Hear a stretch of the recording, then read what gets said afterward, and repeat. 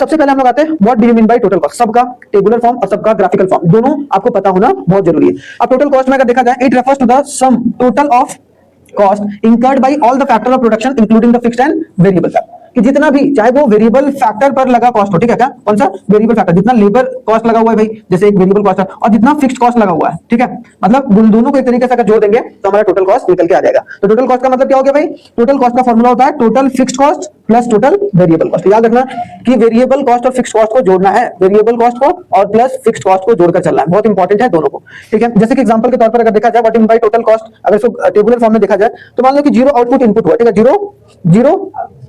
Zero output में कितना cost, fix cost 10, तो टोटल कॉस्ट कितना लगा 10। लेकिन एक जब प्रोडक्ट बनाया तो कितना हुआ 10, फिक्स कॉस्ट हमेशा क्या रहेगा, फिक्स रहेगा, याद रखना है। और वेरिएबल कॉस्ट बढ़ता गया, वैरी करता गया भाई, वैरी करता गया। वेरिएबल कॉस्ट मतलब लेबर पहले एक था, अब 2 हो गया, अब 3 हो गया, अब 4 हो गया, इस तरीके से हम लोग चीजों को देख सकते हैं, ठीक है। तो ये समझ के चलना है, इंपॉर्टेंट है। अब यहाँ पर अगर देखा जाए नेक्स्ट, तो वो क्या है भाई, इतने छोटे एरिया कौन कर देता है, अकाउंट्स वाले का काम होगा ये।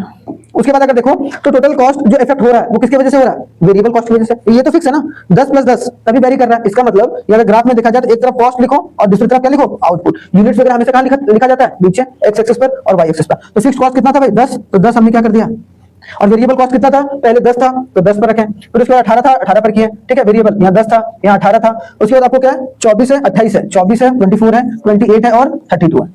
अब इसमें बस 10 ऐड करते जाओ, कौन सा, जो टोटल कॉस्ट है। टोटल कॉस्ट में 10 ऐड हो गया भाई, यहाँ पर कितना हो गया